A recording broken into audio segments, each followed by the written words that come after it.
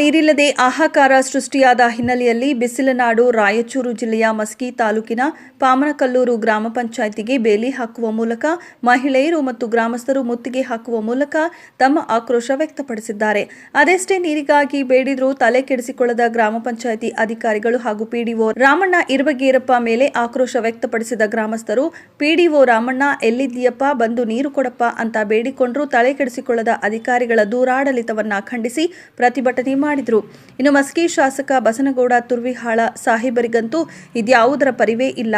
ಅವರಿಗೆ ಚುನಾವಣೆಯ ಸಮಯದಲ್ಲಿ ಮತವಷ್ಟೇ ಬೇಕು, ಆನಂತರದಲ್ಲಿ ಜನ ಏನಾದ್ರೇನು ಕುಡಿಯುವ ನೀರು ಕೊಡೋಕೆ ಆಗೋಲ್ಲ ಅಂದ ಮೇಲೆ ಶಾಸಕರು ಇದ್ರೇನು ಇಲ್ಲದಿದ್ರೇನು ನಮಗೆ ಕುಡಿಯುವ ನೀರಿಲ್ಲದೆ ನರಳುತ್ತಿದ್ದೇವೆ.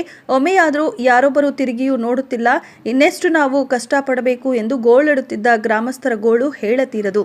ಮಾನ್ಯ ಶಾಸಕ ಬಸನಗೌಡ ತುರ್ವಿಹಾಳ ಅವರೇ, ನೀವು ಎಸಿ ಕಾರಲ್ಲಿ ಕುಳಿತು ಜುಮ್ಮೆಂದು ತಿರುಗಾಡಿ ಬಿಸ್ಲರಿ ನೀರು ಕುಡಿದ್ರೆ ಸಾಲದು ಸ್ವಾಮಿ. ಬಡವರ ಬದುಕುವ ರೀತಿಯಲ್ಲಿ ನೀವು ಕೂಡ ಬದುಕಿ ಕಷ್ಟ ಏನು ಅಂತ ತಿಳಿಯುತ್ತದೆ. ಇನ್ನಾದ್ರೂ ಬಡವರ ಕಡೆ ಒಂದಿಷ್ಟು ಗಮನ ಕೊಡಿ. ಇದಷ್ಟೇ ನಮ್ಮ ವಾಹಿನಿಯ ಕಾಳಜಿ.